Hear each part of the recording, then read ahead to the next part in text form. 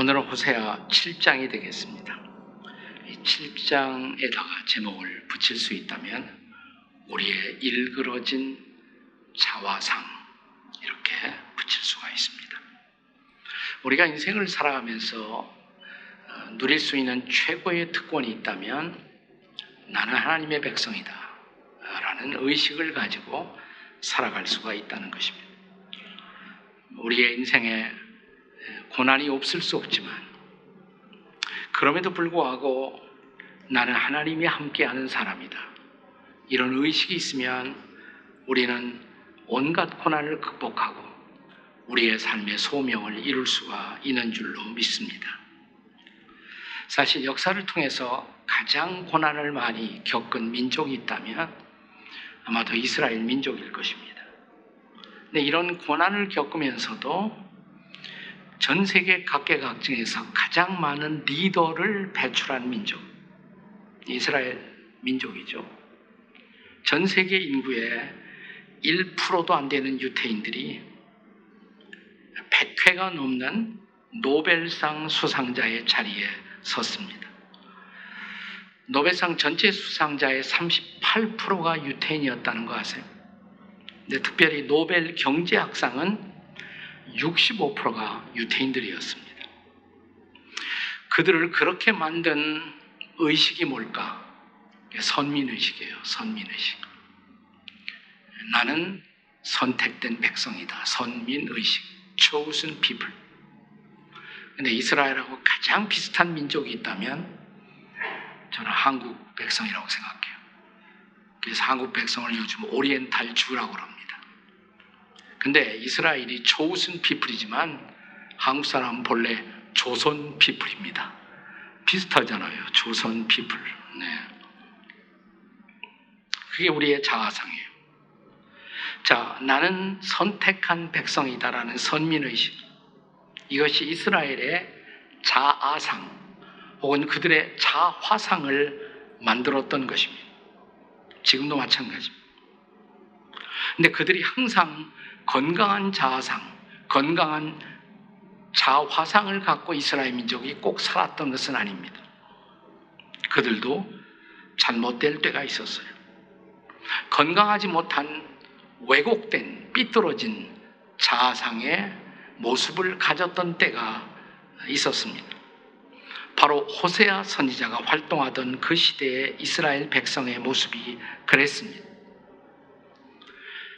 그들의 병든 자아상, 이것을 극복하지 않으면 그들은 건강한 자아상을 가진 주의 백성으로서 쓰임을 받을 수가 없었던 것입니다. 그래서 그들의 병든 자아상을 호세아 선지자가 오늘 호세아 7장에서 진단하고 있습니다. 우리가 병원에 가면 의사 선생님이 먼저 우리의 상태를 진단합니다. 이 진단이 바르게 될 때 정확한 치료가 이루어질 수가 있기 때문입니다.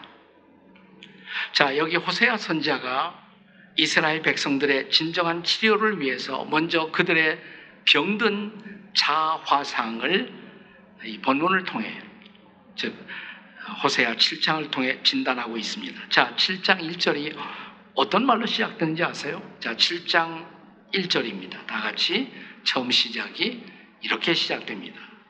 자, 시작. 내가 이스라엘을 치료하려 할 때, 이렇게 시작돼요. 내가 이스라엘을 치료하려 할 때. 그러니까 치료하기 위한 본문, 그것이 7장인데 이제 치료하기 위해서 먼저 진단을 합니다. 당시 이스라엘, 특별히 북과 남으로 나누어져 있는데 특별히 북쪽 이스라엘을 가리켜서 때로는 에프라임, 왜냐하면 에브라임 지파가 북쪽에 있었거든요. 대표적인 북쪽의 지파가 에브라임이었어요.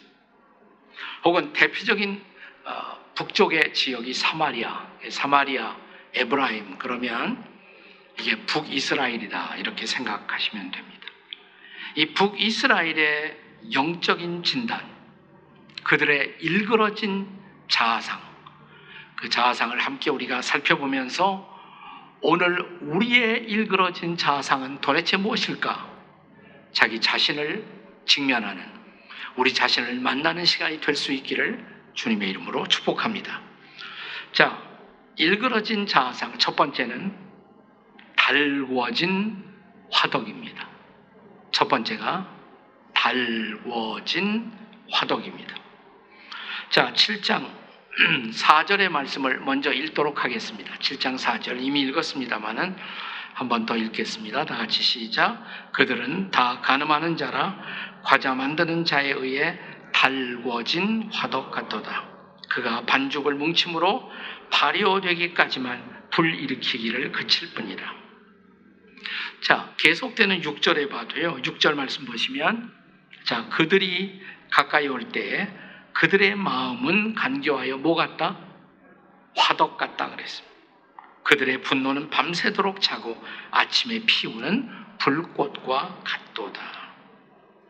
자, 이스라엘 민족이 사용하던 화덕은 전통적으로 우리 한국 민족이, 한국 사람들이 사용해온 화덕과 크게 다르지 않습니다. 아주 비슷합니다.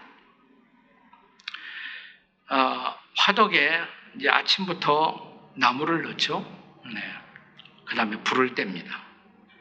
그렇게 한 두어 시간 지나면 화덕이 빨갛게 달아오르게 됩니다. 그렇게 화덕이 이제 잘 달아오르고 있다라는 것이 분명해지면 거기다가 밀가루 반죽, 빵이나 떡을 넣어서 이제 굽는 것입니다. 혹은 그들이 자고 있는 방이 좀 춥다, 이제 한기를 느끼면 역시 방을 달구고자 하는 목적으로 이 화덕을 달구기도 합니다. 근데 지금 이스라엘 백성들의 마음의 상태가 달궈진 화덕 같다는 것입니다. 좋은 의미가 아니에요. 이건 좋은 의미가 아니라 나쁜 의미로 달궈진 화덕 같다고 말씀하고 있는 것입니다. 특별히 여기서 달궈진 화덕은 그들의 욕망을 상징하고 있는 것입니다. 그들의 욕심이 빨갛게 달아오르고 있다. 그들이 가지고 있던 물적인 욕심, 물욕, 그들이 가지고 있던 권력에 대한 욕구, 권력욕, 그들이 가지고 있던 성욕, 그것이 마치 달궈진 화덕 같다, 이렇게 말씀하시고 있는 것입니다. 특별히 당시 이스라엘 소위 지도자들의 권력욕을 풍자하고 있는 말씀입니다. 주전 746년부터 732년까지 약 14년, 15년 동안이 특별히 역사적으로 그랬습니다. 당시 북이스라엘은 여로보암 2세라는 왕이 이제 죽습니다. 왕이 죽은 후에 극도의 정치적 혼란을 겪게 됩니다. 여로보암 2세 후에 등장한 왕이 스가랴 왕이에요. 스가랴 선지자도 있지만 여기서 선지자를 말하는 것이 아니라 왕입니다. 스가랴 왕. 그는 불과 6개월 통치한 후에 그 다음 지도자인 살룸이라는 왕에게 살해를 당합니다. 6개월밖에 집권 못했어요. 그런데 살룸이라는 왕은 또 한 달간 집권을 하고 무너집니다. 그 한 달 왕노릇하다가 무너지는 것입니다. 그러다가 그 다음 지도자 무나헴에게 살해를 당합니다. 무나헴이라는 왕은 10년에 걸친 통치를 하고 이제 그 아들 부가야가 왕이 됩니다마는 부가야는 다시 2년간 통치를 하고 베가 왕에게 살해를 당합니다. 그리고 다음에 마지막으로 등장한 왕이 호세아 왕이에요. 호세아 선지자 아니에요. 호세아라는 이름이 아주 흔한 이름이기 때문에 호세아 선지자도 있고 왕은 따로 있습니다. 호세아 왕. 이 호세아 왕이 등극한 후에 이제 저 아시리아라는 제국에 의해서 북이스라엘 왕조는 완전히 멸망하고 최후를 맞이합니다. 마치 우리나라 그 이시조선 당시에 북인, 남인, 노론, 소론 이런 당파 싸움이 계속되면서 권력 충돌의 세월을 지나던 모습을 연상시키기도 합니다. 그러면서도 당시의 지도자들이 포기하지 못했던 것, 이 권력의 욕심이에요. 권력의 욕심. 근데 우리는 권력욕 그러면 이건 정치하는 사람들에게만 있는 것으로 착각할 수가 있습니다. 그렇지 않아요. 권력욕은 우리 가정에도 있어요. 우리 가정에 누가 우리 가정을 다스리느냐? 남편이냐 아내냐? 남편과 아내 사이에도 권력의 충돌이 있어요. 시어머니냐 며느리냐? 곡간 열쇠를 둘러싼 투쟁. 우리 가정에도 있어요. 가정에도. 아니 부모가 가정을 이끄느냐? 자식이 이끌어가느냐? 이 권력의 욕구는 우리 가정에도 존재하는 것이고 교회에도 있을 수가 있습니다. 교회에도. 순수하게 하나님을 신뢰하고 섬기는 그 목적 위에 다른 욕망을 가진 사람들이 왔을 때 교회가 어려워집니다. 이것도 권력의 욕구라고 할 수가 있어요. 그들의 마음의 상태는 빨갛게 달아오른 화덕 같다는 것입니다. 우리는 오늘날 우리들의 마음이 이 달궈진 화덕 같은 모습이 되지 않도록 기도해야 합니다. 지금 코로나라는 어려운 시대를 지나가고 있는데 이 코로나 시대를 지나가면서 우리가 연습해야 할 중요한 영적인 연습이 있다면 저는 우리의 욕심을 내려놓는 연습. 무엇보다 필요하다고 생각합니다. 네. 자, 욕심으로 탁 달아오른 사람 보면 우리가 얼굴 보면 나타나 있어요. 옆에 사람 얼굴 보세요. 혹시 빨갛게 달아오른 얼굴이 있지 않은지. 그러면 이렇게 말씀하시면 돼요. 내려놓으세요. 다 내려놓으세요. 네. 자, 우리의 일그러진 자아상 또 하나, 두 번째는 뒤집지 않은 전병입니다. 뒤집지 않은 전병. 우리가 달걀 부치거나 전을 부치거나 이 빵을 구울 때도 우리가 타이밍을 맞추지 못하고 깜빡하다 보면 한쪽을 태워버리는 그런 사고가 발생하죠. 제 아내가 한 3, 4개월 미국 가 있었기 때문에 그동안에 제가 집안에서 홀로 살림을 하면서 달걀도 부쳐보고 그랬어요. 전까지는 못 부치고 달걀은 부쳐봤어요. 근데 처음에는 이 달걀을 부치는 것도 실수를 여러 번 했습니다. 이 타이밍을 딱 맞추지 못하면 한쪽이 타버리잖아요. 네. 자, 이스라엘 백성들이 많이 사용하던 그런 소위 떡 가운데 우가라는 것이 있습니다. 우가흐라는 것이 있습니다. 고운 가루로 만들어 소제 같은 제사를 드릴 때 예물로 쓰기도 하고 특별한 절기에 가족이나 이웃들과 나누어 먹는 떡이기도 합니다. 엘리야 선지자가 로뎀나무 아래에 지쳐서 누워 쓰러졌을 때 하나님이 보내신 천사가 와서 그에게 제공했던 떡, 그게 바로 이런 떡이 아니었을까 이렇게 생각이 됩니다. 근데 이런 떡을 만드는 중요한 기술은 타이밍에 있어요.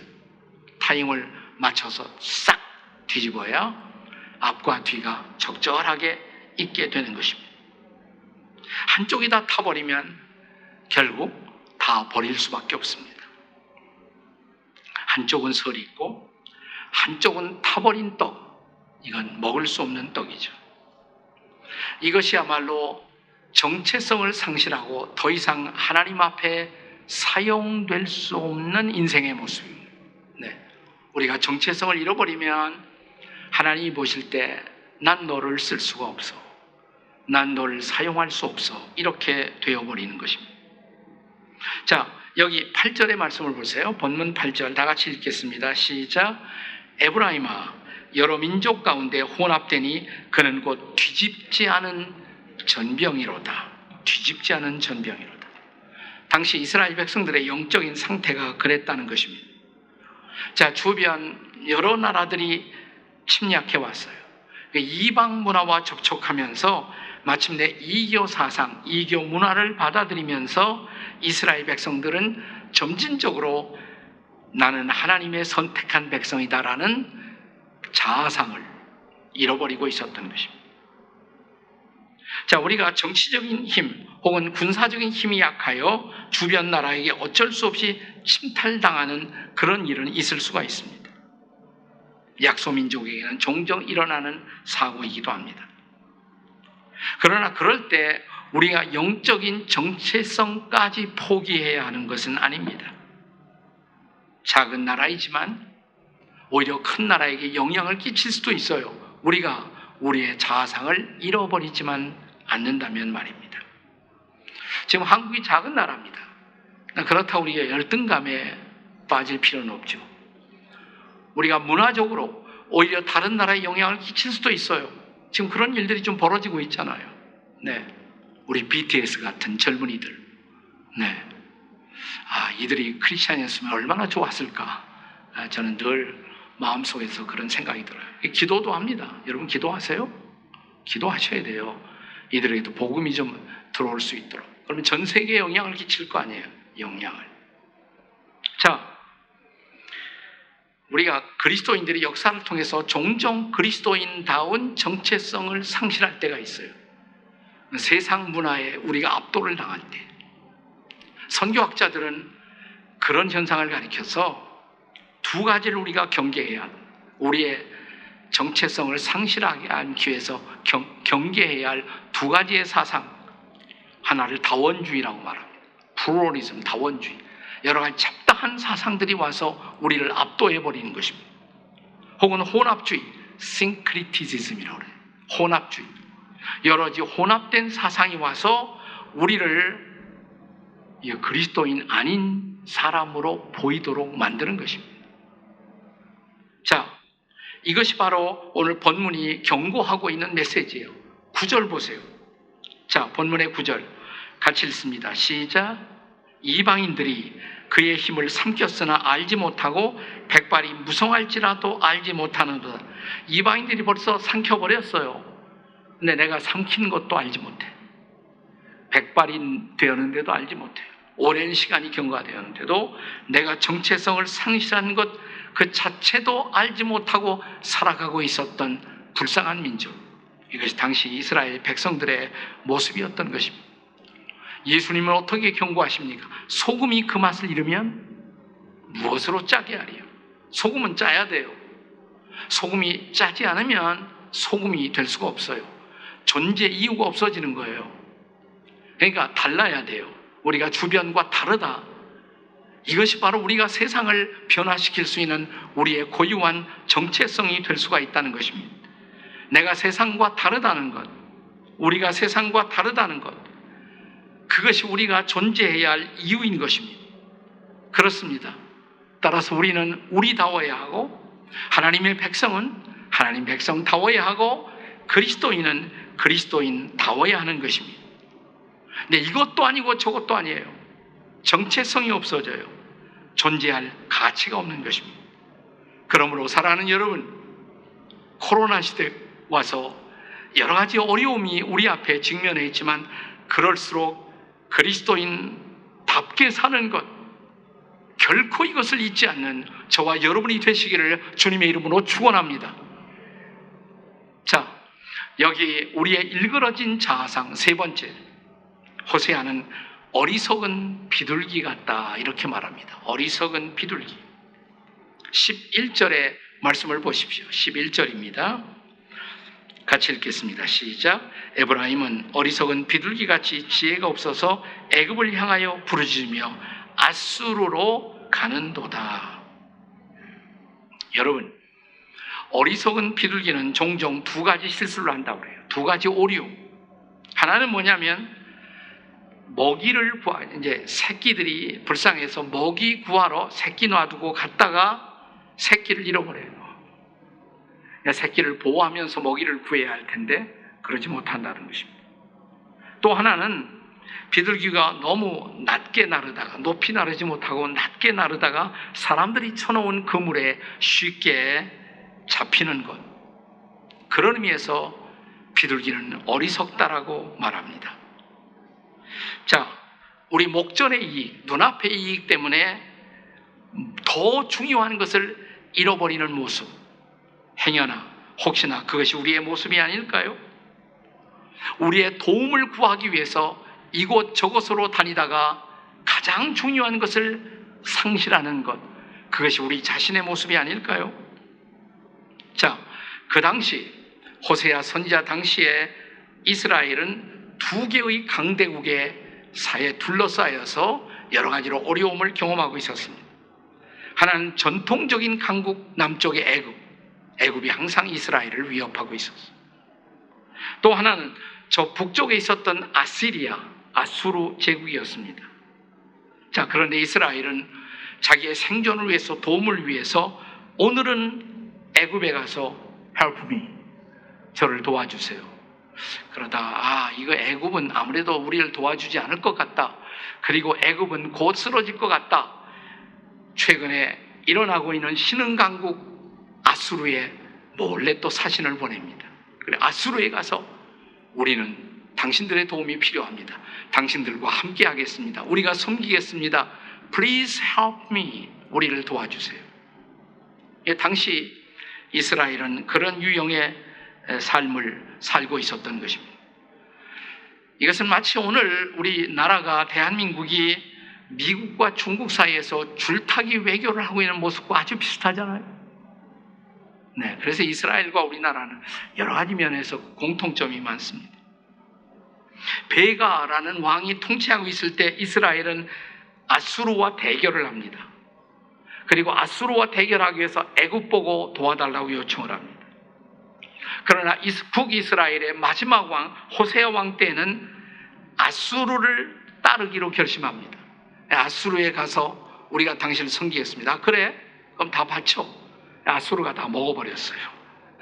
마침내 아수르에 의해서 멸망당하고 맙니다. 해결책은 뭘까요? 오늘 본문 13절, 14절이 그 해답을 우리에게 제시하고 있는 것입니다. 자, 13절, 14절 다 같이 읽겠습니다. 시작. 화 있을진저 그들이 나를 떠나 그릇 같음이니라. 패망할진저 그들이 내게 범죄하였음이니라. 내가 그들을 건져주려 하나 그들이 나를 거스려 거짓을 말하고 14절 성심으로 나를 부르지 아니하였으며 오직 침상에서 슬피 부르짖으며 곡식과 새 포도주로 말미암아 모이며 나를 거역하는도다. 무슨 말이 제일 많이 나와요? 네? 다시 읽어요? 네, 나라는 단어죠. 나라는 단어예요. 네, 나를 반역하고 나를 떠나 나를 의지하지 않는다는 것입니다. 그러니까 해답은 뭐예요? 해답은 애굽이 아니에요. 해답은 아수르가 아닙니다. 해답은 나 여호와 하나님. 아멘. 여호와 하나님이 해답인 것입니다. 해답은 정치가 아닙니다. 해답은 경제가 아닙니다. 해답은 외교가 아닙니다. 해답은 영적 부흥인 것을 믿으시기 바랍니다. 다시 한번 영적 부흥이 일어나 여호와 하나님이 우리를 지키시면 우리는 살 것입니다. 우리는 일어날 것입니다. 그러므로 어리석은 비둘기처럼 사람의 도움만 구하고 사람에게만 아첨하는 사람이 되지 마십시다. 코로나 시대에 여러분 누가 나를 도울까? 오늘은 이 사람, 내일은 저 사람. 사람의 눈치만 보지 말고 이런 코로나 시대일수록 여호와 하나님 앞에 나와 그 하나님을 바라보며 그 하나님을 의지하는 저와 여러분이 되시기를 주의 이름으로 축원합니다. 하나님이 해답이십니다. 자, 우리들의 일그러진 자아상 네 번째로, 항상 제가 세 가지 하는데 오늘은 네 가지요. 네 번째는 뭐냐면 속이는 활입니다. 속이는 활. 우리의 일그러진 자화상 마지막은 속이는 활입니다. 원문을 좀 더 정확하게 옮긴다면 구부러진 활이에요. 구부러진 활. 자, 활이 구부러져 버리면 어떻게 될까요? 시위를 당겨도 목표물을 명중시키지 못하겠죠. 느슨해지면 빗나갈 수밖에 없습니다. 결국 그 활은 시위를 당기고 있는 이의 목표를 배반하게 될 것입니다. 속이는 활이에요. 그것이 속이는 활인 것입니다. 16절을 보겠습니다. 16절 같이 읽겠습니다. 시작.